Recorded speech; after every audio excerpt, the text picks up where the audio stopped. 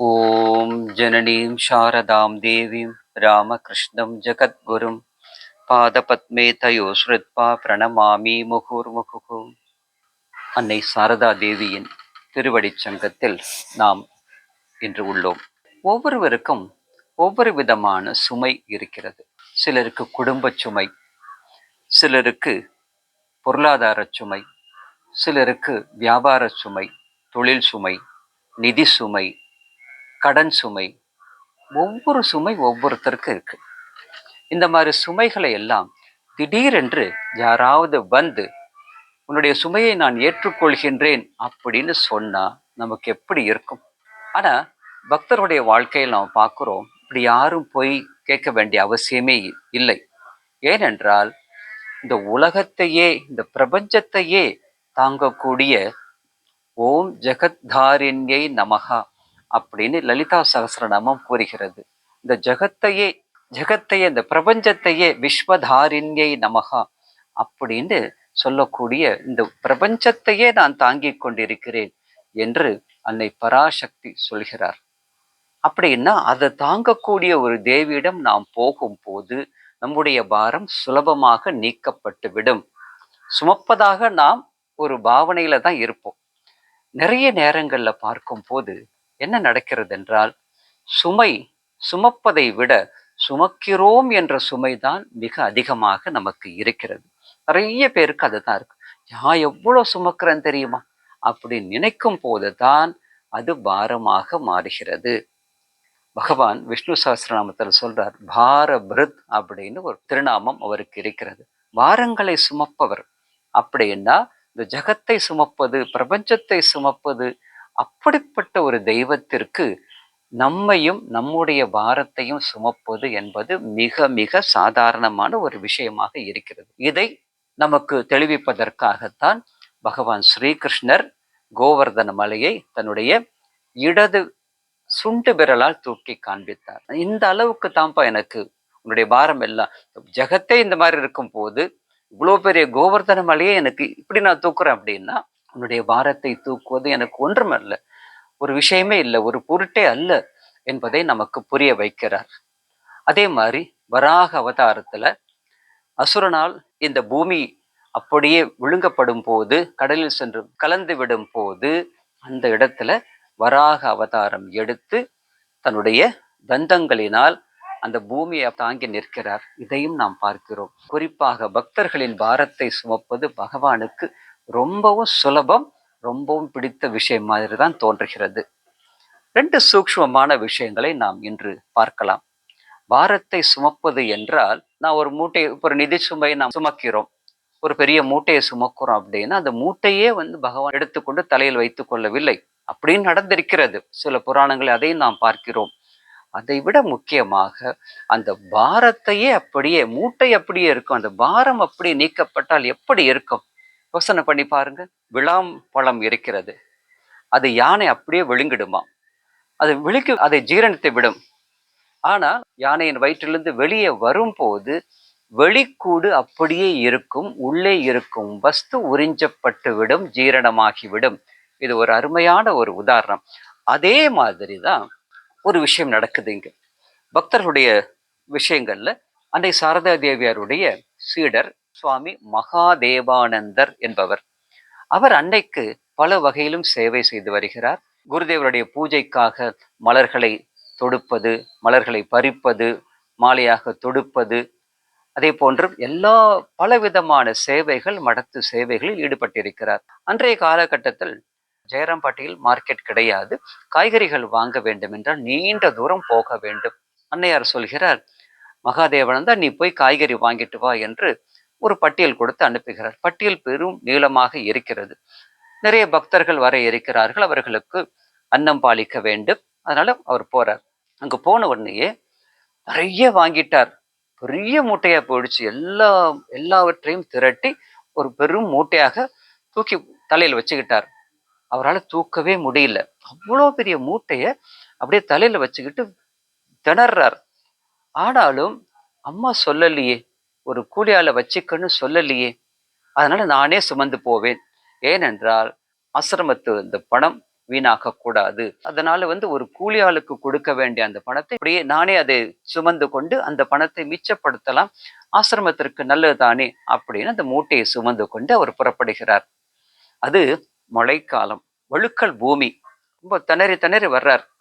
மூட்டை, பாரம், மழை, இருட்டு, வழுக்கல் பூமி, பாம்பும் அங்கங்கு நெடிய சென்று வந்து கொண்டிருக்கிறது. இப்படி இருக்கும் போது வர்றார். கொஞ்ச தூரம் நடந்து வர்றார். வரும்போதே கொஞ்ச தூரம் நடந்து வரும்போதே அவரால் முடியல. அந்த பாரத்தை தலையில இருக்க அந்த பாரத்தை தூக்கி அடக்கவே முடியல. அப்படியே மெல்ல மெல்ல தட்டு தடுமாறி வருகிறார். அந்த சமயத்தில் அவருடைய அந்தராத்மா நிச்சயமாக பிரார்த்தனை செய்திருக்கும் அல்லவா? அம்மா, இவ்வளவு பெரிய பாரத்தை என்னால் சுமக்க முடியவில்லையே என்று அவருடைய அந்தராத்மா சரணாகதி செய்தது போல் இருக்கிறது. சட்டென்று அவருக்கு ஒரு அருமையான அனுபவம் கிடைத்தது. அவ்வளோ பெரிய பாரம், கிட்டத்தட்ட ஒரு 100 கிலோ இருக்குன்னு வச்சுக்கோங்களேன். அந்த பாரம் அப்படியே அவருக்கு ஒண்ணுமே இல்லாத தலையில ஏதோ வச்சிருக்காரு. கை வீசிக்கொண்டு நடப்பது போல் கிடுகிடு நடக்க ஆரம்பிச்சிடுறார். இது அவருக்கு ஒரு ஆனந்தமான அனுபவம். இந்த அனுபவத்தை பெற்று அது வேகமாக வருகிறார். அன்னையிடம் இதை சொல்லி ஆனந்தப்பட வேண்டும் அப்படின்னு வர்றார். வரும்போது தூரத்திலிருந்து பார்க்கிறார், அன்னையார் அங்கு தட்டு தடுமாறி நடந்து கொண்டிருக்கிறார். அவருக்கு மேல் மூச்சு கீழ் மூச்சு வாங்குகிறது. ஏதோ ஒரு பெரிய பாரத்தை சுமந்து கொண்டு அவர் பார்க்கிறார். வெளியில தலையில அவர் எந்த மூட்டையும் சுமக்கவில்லை. ஆனா ஏதோ ஒரு பாரத்தை சுமந்து கொண்டு இங்கும் அங்கும் நடந்து அவரால் முடியவே இல்லை, விழுந்துவிடுவார் போல் இருக்கிறது.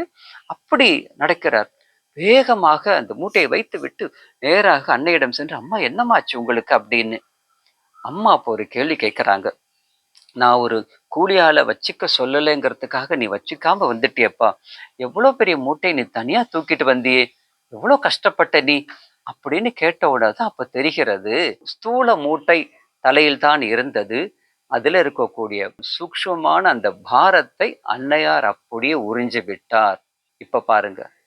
அதனால் தன்னுடைய பாரத்தை அப்படியே அன்னையார் அந்த கஷ்டத்தை அவர் ஏற்றுக்கொண்டிருக்கிறார் என்று புரிந்தவுடன் மகாதேவானந்த சுவாமிக்கு ஆச்சரியம் தாங்க முடியவில்லை. அதாவது உன்னுடைய பாரத்தை மட்டுமல்ல, உன்னையே சுமப்பவள் நான் என்பதை அன்னையார் தமது திரு வார்த்தையினால் கூறிய ஒரு அருமையான சம்பவமும் இருக்கிறது.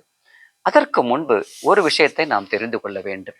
பொதுவாக பாரத்தை சுமப்பவர்கள் பலர் இருக்கிறார்கள். ஒரு வீரராக வீராங்கனையாக எத்தனையோ பேர் குடும்ப பாரத்தை, நிதி சுமையை எத்தனையோ பேர் சுமந்து கொண்டு இருக்கிறார்கள். உண்மையாக சுமப்பவர்கள் சுமந்து கொண்டுதான் இருக்கிறார்கள். ஆனால் நான் தான் ரொம்ப சுமக்கிறேன், என்ன மாதிரி யாரும் கஷ்டப்பட முடியாது என்று சொல்பவர்கள் தான் மிகவும் சிரமப்படுகிறார்கள். ரமண மகர்ஷி ஒரு அருமையான ஒரு கதை சொல்வார். அதாவது சுமப்பவன் சுமந்து கொண்டுதான் இருக்கிறான். சுமப்பவர்கள் தெய்வத்தின் திருவடிகளில் தங்களுடைய சுமையை அர்ப்பணித்து விட்டு அவர்கள் வாழ்க்கையில் அந்த சுமையை ஒரு பொருட்டாக மதிக்காமல் சுமந்து கொண்டு இருக்கிறார்கள். பலரையும் நாம் வாழ்க்கையில் பார்க்கிறோம். ஆனா சில பேர் எப்படி இருக்காங்க, அதை பத்தி ரமண மகர்ஷி சொல்றார். ஒரு வியாபாரி, காய்கறி வியாபாரி நிறைய காய்கறிகளை வாங்கி விட்டார். அவரால் சுமக்க முடியவில்லை.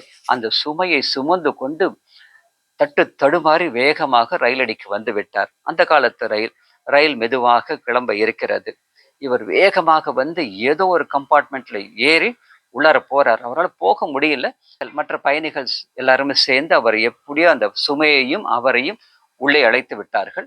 ரயில் புறப்பட்டு விட்டது. அந்த சமயத்துல நீங்களும் நான் என்ன பண்ணியிருப்போம், அந்த சுமையை கீழே வச்சுட்டு நம்ம பாட்டுக்கு பயணம் செய்வோம். ஆனா இந்த மனிதர் என்ன செய்யறார், அந்த சுமையை தலையில சுமந்து கொண்டு அப்படியே ரயிலில் நின்று கொண்டிருக்கிறார். மற்றவங்க எல்லாம் சொல்றாங்க, ஐயா அந்த சுமையை இறக்கி வச்சிருக்கு, உட்காருங்க அப்படின்னு. இல்ல இல்ல, என் சுமையை நான் தானே சுமக்கணும் அப்படின்னு சொல்றாரு. ரமண மகர்ஷி சொல்றாரு, இந்த ரயில் உன்னுடைய சுமையை மட்டுமல்ல உன்னையே சுமந்து கொண்டு போகிறது. இந்த இடத்துல நான் தான் சுமப்பேன் அப்படின்னா இது எவ்வளவு சிறுபிள்ளைத்தனமாக இருக்கிறது என்று பாருங்கள் என்று மகரிஷி கூறுவார். அதே அந்த தவறை வாழ்க்கையில் மனோரீதியாக நிறைய பேர் தேவையில்லாத சுமைகளை தலையில் ஏற்றிக்கொண்டு ரொம்பவும் கஷ்டப்படுறதையும் நாம் பார்க்கிறோம்.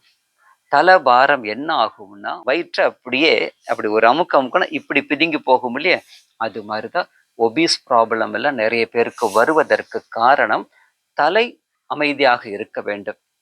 அந்த மாதிரி இல்லாதனால நிறைய பிரச்சனைகள் வருகிறது, அது வேறு விஷயம். அன்னை சாரதா தேவியருடைய வாழ்க்கையில நாம் பார்க்கிறோம், உன் பாரத்தை மட்டுமல்ல மகனே, மகளே, உன்னையே சுமப்பவள் நான் அப்படின்னு சொல்லி அதை பிரகடனப்படுத்திய ஒரு சம்பவத்தை நாம் பார்க்கிறோம். சுவாமி ஈசானானந்தர் அவருடைய வாழ்க்கையில் பார்க்கிறோம். அவரும் அன்னையாருக்கு பல காலங்கள் சேவை செய்தவர். சமையலுக்கு காய்கறி தயார் செய்வது, தோட்ட வேலையில் இருந்து பூஜைக்கான ஆயத்தங்கள் செய்வது, எல்லா வேலைகளையும் அவர் செய்வார். ஸ்ரீராமகிருஷ்ணருடைய சேவையில் அவர் முழுவதுமாக ஈடுபட்டிருந்தார். அன்னையார் ஒரு முறை சொல்கிறார்கள், காய்கறி வாங்கிட்டு வா அப்படின்னு. ஈசானானந்தரும் ககன் மகராஜ் 2 பேரும் கிளம்பி விட்டார்கள். ரொம்ப தூரம் போகணும். பட்டியல் எடுத்துக்கொண்டார்கள், பைகளை எடுத்துக்கொண்டார்கள், போனார்கள். அங்கு போய் அந்த மார்க்கெட் போகும்போது அந்த இடத்துல இன்னொரு பக்தரை பார்க்கிறார்கள். அவர் பங்களாதேஷில் இருந்து வந்திருக்கிறார். நிறைய மூட்டைகளை சுமந்து அவரும் வந்திருக்கிறார். பருப்பு, அரிசி, வெல்லம், இந்த மாதிரி என்னென்ன இருக்கிறதோ, அன்னையாருக்கு என்னென்ன தேவைப்படுமோ, அன்னையார் பக்தர்கள் எல்லோருக்குமே எப்போதுமே அன்னம் பாலிப்பார். அதற்காக அந்த பக்தர் நிறைய பொருள்களை கொண்டு வந்திருக்கிறார். இவர் 2 பேருக்கும் எப்படியோ பரிச்சயமா ஏற்பட்டது, ஈசானானந்தருக்கும் அந்த பக்தருக்கும். ஒரு கூலியாளை வைத்து கொண்டு வரலான்னு பார்த்தா கூலியாள் கிடைக்கவே இல்லை. உடனே ஈசானானந்தர் சொல்றாரு, நம்ம எல்லாருமே சேர்ந்து தூக்கிட்டு போயிடலாமே அப்படின்னு. அந்த பக்தர் இவங்க 2 பேரும் தூக்கிட்டு போறாங்க. கொஞ்சம் தூரம் போனோடனே அந்த பக்தரால தூக்க முடியவில்லை. அதனால இளைஞர்களாக இருக்கக்கூடிய இந்த 2 பேருமே சரி நாங்களே தூக்கிட்டு வர்றோம் அப்படின்னு தலையில வச்சுக்கிட்டு வேக வேகமா நடந்து வர்றாங்க. காலையில சென்றவர்கள் சாயந்தரம் ஆகிவிட்டது. இப்ப வரும்போது மகாதேவானந்தருடைய அனுபவம் என்னவென்றால், அந்த மூட்டையை சுமக்க முடியாத அந்த மூட்டையை அன்னை சுமந்து சென்றதை நாம் பார்த்தோம். ஆனா இங்கு இவர்களுக்கும் முடியவில்லை. ரொம்ப சிரமப்பட்டு கொண்டு வந்து விட்டார்கள். நேர வந்த உடனே அன்னையார் அங்கு தூரத்திலிருந்து எல்லாவற்றையும் கவனித்துக் கொண்டிருக்கிறார். ஈசானானந்தர் நேரம் அங்க பக்கத்துல போயிட்டு எல்லாத்தையும் வச்சு விட்டு, அம்மா எல்லாத்தையும் கொண்டு வந்துட்டேன் அப்படின்னு சொல்லி அவருடைய திருப்பாதங்களில் சாஷ்டாங்கம் விழுந்து நமஸ்காரம் செய்கிறார். அப்போது அவருடைய தலையிலிருந்து ஒரு துளி வியர்வை கீழே விழுகிறது.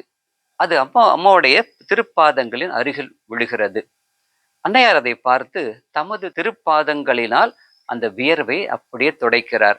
அது ஈசானானந்தர் செய்த பெரும் பாக்கியம். அது செஞ்ச உடனே சொல்கிறார், வேற ஒண்ணுமே சொல்லல, எல்லாரும் போய் சாப்பிடுங்கப்பா அப்படிலாம் சொல்லிட்டு அப்படி இருக்கும் போது திடீரென்று அங்கு அன்னையாருடைய குடும்ப உறவினர் ஒருவர், அன்னையாரின் மீது பெரிய விசுவாசம் கிடையாது, ஸ்ரத்தை கிடையாது, எல்லாரும் ஒரு கிராமத்து பெண்ணாகத்தான் அவரை பார்த்து கொண்டிருந்தார்கள், பக்தர்களை தவிர, சீடர்களை தவிர. அவர் என்ன செய்கிறார், இந்த ஈசானானந்தரும் இந்த ககன் மகராஜும் இந்த கோயல்பாறை பசங்க அன்னையாருக்காக வேலை செஞ்சு செஞ்சு மூட்டையை தூக்கி தூக்கி அவங்க தலையை ஒரு வழி ஆக்கிக்கிட்டாங்க அப்படின்னு ஒரு கமெண்ட் அடிக்கிறார். அதாவது தேவையில்லாம வேலை செய்யறாங்க அல்லது அன்னையார் நிறைய வேலை வாங்குறார் அப்படிங்கிற மாதிரி ஒரு விதமா ஒரு கமெண்ட் அடிக்கிறார். மற்றவங்க எல்லாம் அது பொருட்டாவே எடுத்துக்கல. ஏனென்றால் யாருக்கு அன்னையை பற்றி உயர்ந்த சிந்தனை, உயர்ந்த சிரத்தை, உயர்ந்த பக்தி இல்லையோ அவர்கள் பொருட்படுத்த வேண்டியதில்லை. அந்த சமயத்துல அன்னையார் அப்படியே அமைதியா கவனித்து விட்டு 2 விஷயம் கவனிக்கிறாங்க. முதல் விஷயம், அந்த உறவினரையும் பார்த்து விட்டு இந்த பக்தர்களையும் பார்த்து விட்டு, இவர்களுக்கெல்லாம் தனியாக தலை என்று ஒன்று இருக்கிறதா அப்படின்னு ஒரு கேள்வி கேட்கிறாங்க. இவர்களுடைய தலை உண்மையில் இந்த பக்தர்களுடைய இந்த சீடர்களுடைய தலைகள் எல்லாமே, தலைகள் என்றால் தலை எழுத்துக்கள் எல்லாமே உண்மையில் அவை யாருக்கு சொந்தமோ அவர்களிடமே அவை ஒப்படைக்கப்பட்டு விட்டன அப்படின்னு சொல்றாங்க. அந்த உறவினருக்கு அது ஒன்றும் புரிஞ்சிருக்காது. ஈசானானந்தர் அதை கவனிச்சு கேட்கிறார். அப்படின்னா என்ன அர்த்தம், எங்களுடைய எல்லா பாரத்தையும் அன்னையார் ஏற்றுக்கொண்டு விட்டார் அப்படிங்கிறது அவருக்கு தெள்ள தெளிவாக புரிகிறது. அன்னையார் அப்படி சொன்ன உடனேயே அவர்கள் எல்லாருடைய தலையிலும் கை வைத்து அவருடைய திருக்கரங்களால் ஆசீர்வாதம் செய்கிறார். செய்துவிட்டு அன்புடன் தாயாக இருந்து அந்த குழந்தைகளை அப்படியே அரவணைத்துக் கொள்கிறார். ஈசானானந்தர் பெற்ற அருமையான அனுபவம் இது. தேவாரத்துல அப்பர் சுவாமிகள் பாடுவார், தன் கடன் அடியேனையும் தாங்குதல், என் கடன் பணி செய்து கிடப்பதே. இந்த ஒரு அருமையான அனுபவம் ஈசானானந்த சுவாமிகளுக்கு அன்று கிடைத்தது. தன் கடன் அப்படின்னா இறைவனுடைய கடன், இறைவனுடைய பொறுப்பு என்னவென்றால் அடியேனையும் தாங்குதல். அது ரொம்ப அந்த வார்த்தை அருமையா இருக்கும் பாருங்க. அடியேனை தாங்குதல், அடியேனையும் என்னையும் ஒரு பொருட்டாக்கி நாயினை சிவிகை ஏற்றின்னு சொல்லுவாங்க இல்லையா, அது மாதிரி அடியேனையும் தாங்குதல், என் கடன் பணி செய்து கிடப்பதே அப்படிங்கிற மாதிரி ஈசானானந்த சுவாமி அன்றிலிருந்து தெய்வத்தின் பரம கிருபையையும் பார்க்கிறார், தான் செய்ய வேண்டிய பொறுப்பையும் அவர் இன்னும் சிறமேற்கொண்டு மிக அருமையாக செய்கிறார். இந்த வரலாறு நமக்கு இதை காட்டுகிறது. அன்னையார் ஆன்மீக ரீதியாக, பாரமார்த்திக ரீதியாக என்ன செய்கிறாரோ அது செய்து விட்டார். தான் என்ன செய்து கொண்டிருக்கிறோம் என்பதையும் உலகிற்கு அந்த பக்தர்கள் மூலமாக காட்டிவிட்டார், சொல்லிவிட்டார். இன்னொன்றையும் பார்க்க வேண்டும். இது சொல்லிட்டு இது வெறும் பாரமார்த்திகம் மட்டுமல்ல, அடுத்த இன்ஸ்ட்ரக்ஷன் என்னவென்றால், இனிமேல யாரும் இந்த மாதிரி மூட்டை மூட்டையா தூக்கிட்டு வரக்கூடாது. எங்கிருந்து வருகிறதோ அவங்களுக்கு சொல்லி வை, கொஞ்சம் கொஞ்சமா தான் காய்கறி கொண்டு வரணும், கொஞ்சம் கொஞ்சமா தான் பொருட்களை கொண்டு வர வேண்டும்.